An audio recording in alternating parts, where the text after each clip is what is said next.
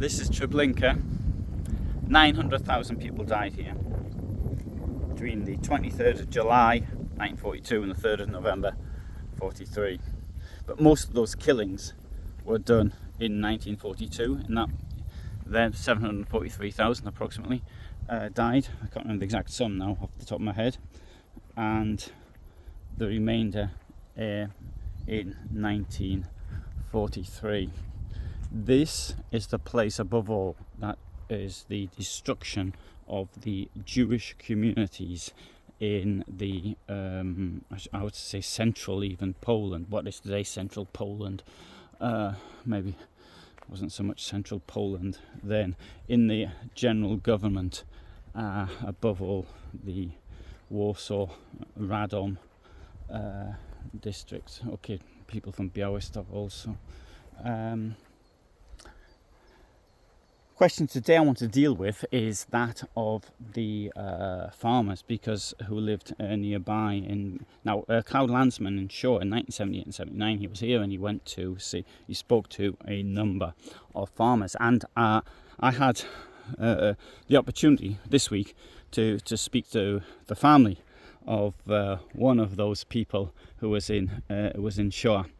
And I think, first of all, I think that Lanzmann does have his own agenda. What he wants to do is to show the locals in a bad light. And I'm trying to put this now into context. Now, the first thing, I'm just going to walk around here, actually, so you can see something what it looks like today. I appreciate that everybody can come here.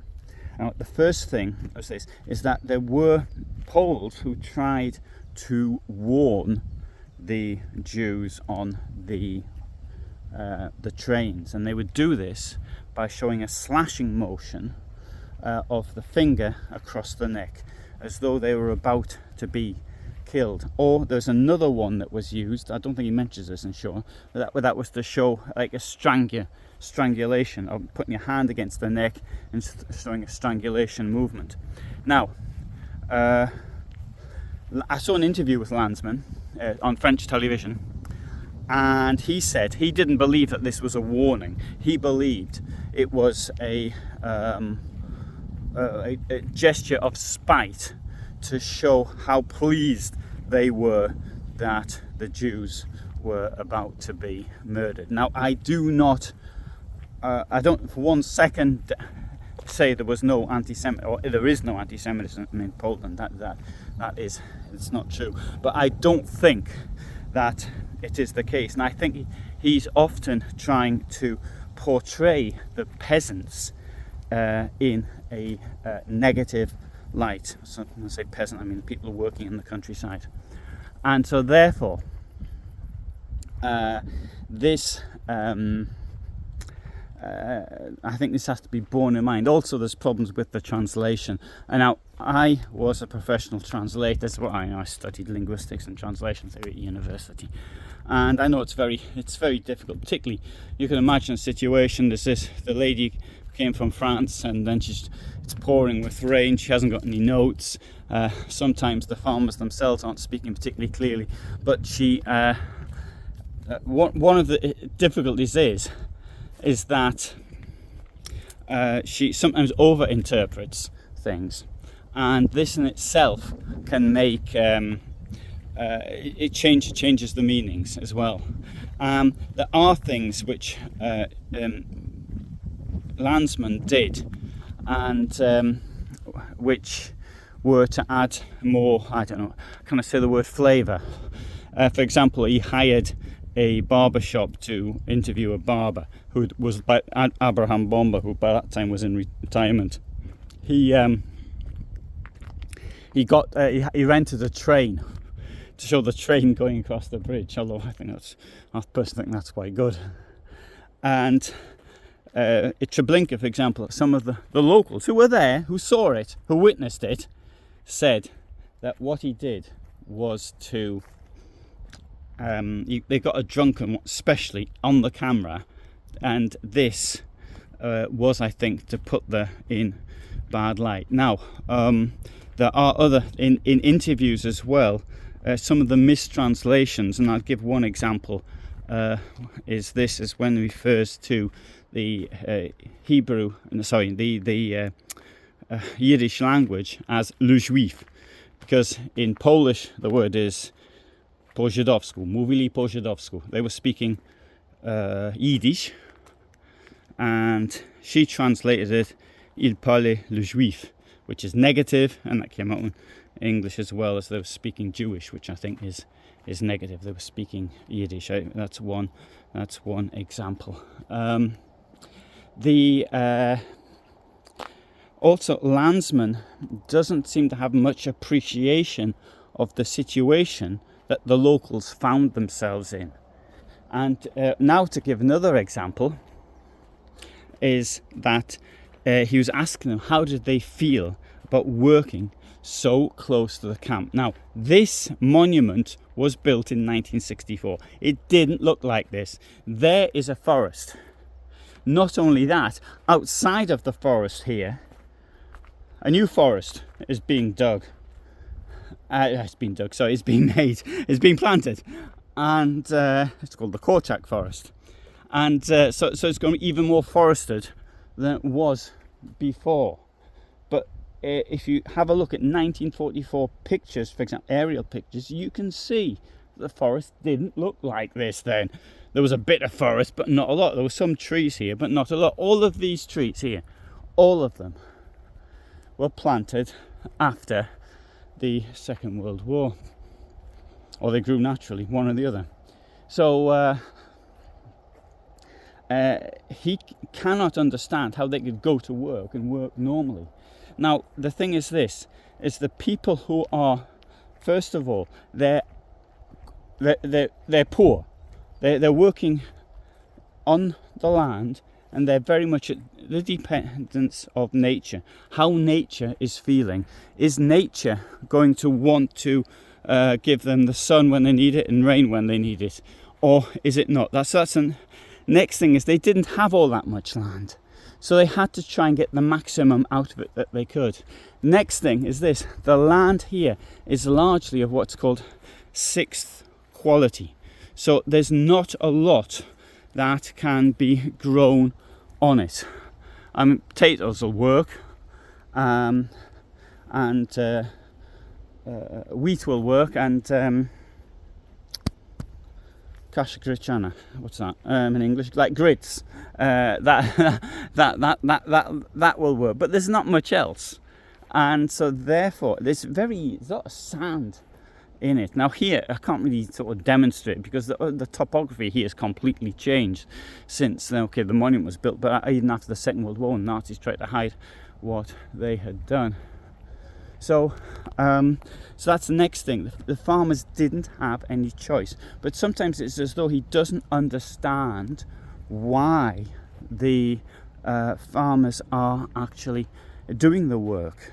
And so it's very easy for somebody who comes from a city and has enough resources to live from without having but he must understand this point. Now, undoubtedly, there were some people interviewed in that, which I know from a friend of mine, Michael Tregenza, who spoke them himself, and he said that they were pretty evil and nasty people.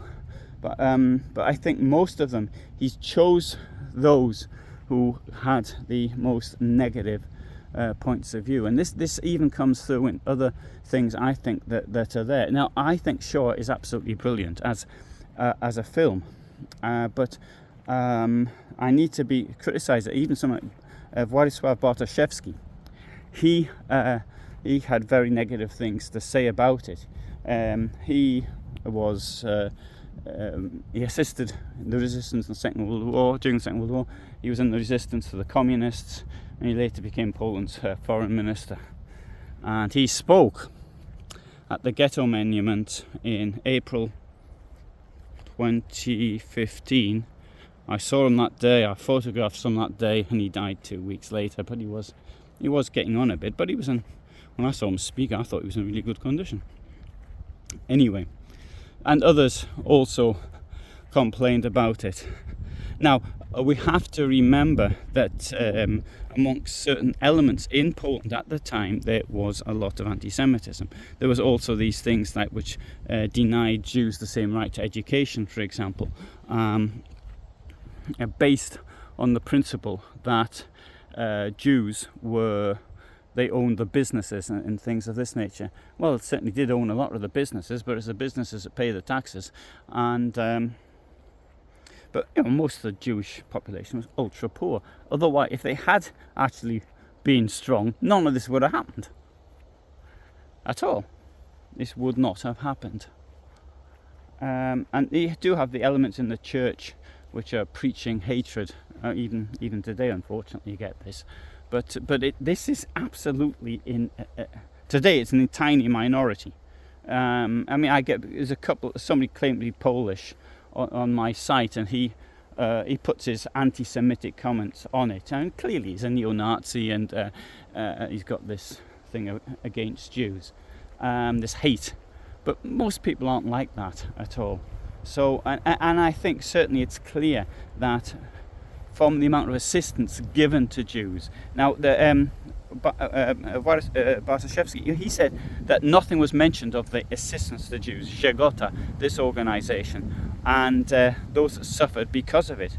And the thing is this, the problem was if somebody assisted a Jew here, that person and the entire family could be killed. And that needs to be brought out, which wasn't mentioned in Shoah at all, as I recall. So I think myself that Lanzmann's he had this preconceived idea, and then he came and tried to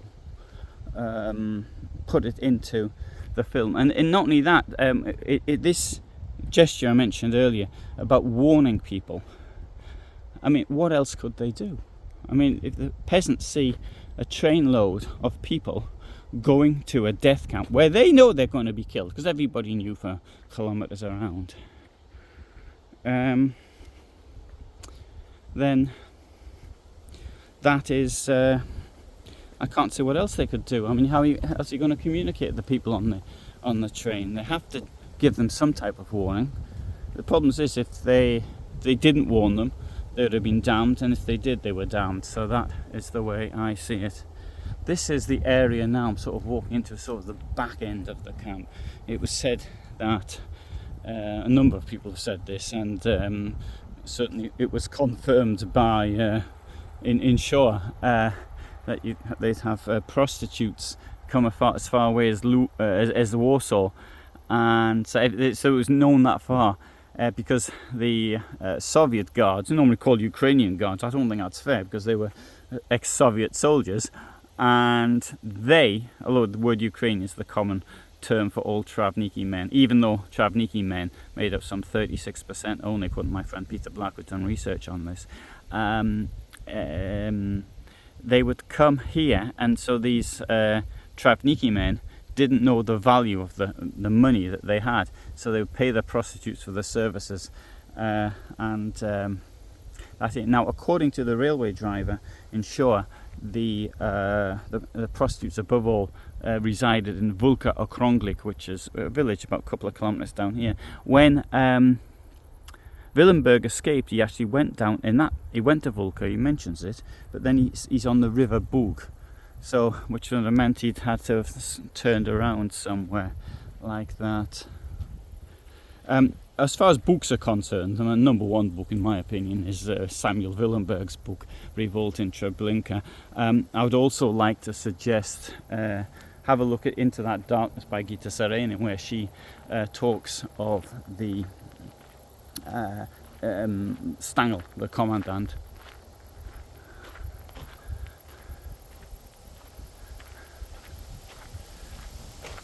You see that this field here, somebody could be just working on it, and okay, it wasn't quite, the border wasn't quite here, but it doesn't matter. I mean, you can see somebody working here, and that you've got the outer wire of the camp there, and they talk about this in Shoah a lot.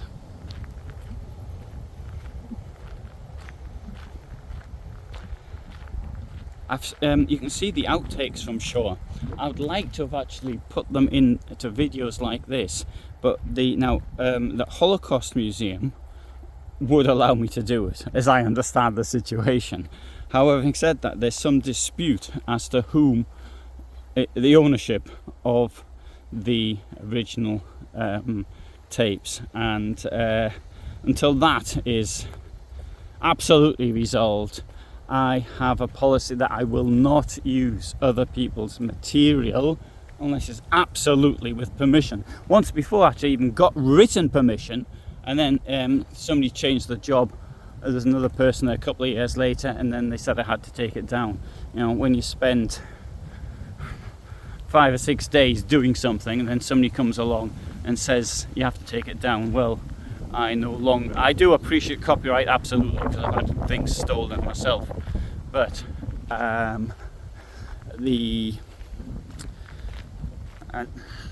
it's not feasible for me anyway. Somebody else wants to do it, they can do it, but at the end of the day, you know, to spend a long time on working on something and then to have that work absolutely lost, I don't want to do it. Now I'll just show you this. This stone's here. I think this stone means something, but I don't know what it means. Can't tell you. But it looks as though it means something. Okay, right, so I do encourage people to visit Poland, and here you can come here to Treblinka. It's not all that far from Warsaw, so 110 kilometers by road, and it's now got a motorway most of the way. And you even stop in nice places like Brock and see this wonderful the river, the Bug, and there's other places as well. So I think from that point of view, it's quite positive to actually come here. But for the moment, from me, I'm coming now into the car park. In front of me, you can see where the toilets are. There's a museum here. They're building some big building for another museum as well. And there's really good, in my opinion, a monument at Treblinka station where there seems of dreadful suffering occurred. And but anyway, from me here in Poland, I'd like to thank you for being here, and lots more on my site related to the Holocaust, and this is my specialist area in history. I upload every Tuesday and every Friday at 2000 hours my time. I do videos like this, location videos, and I also do documentary style videos. Thanks, all the best, bye for now.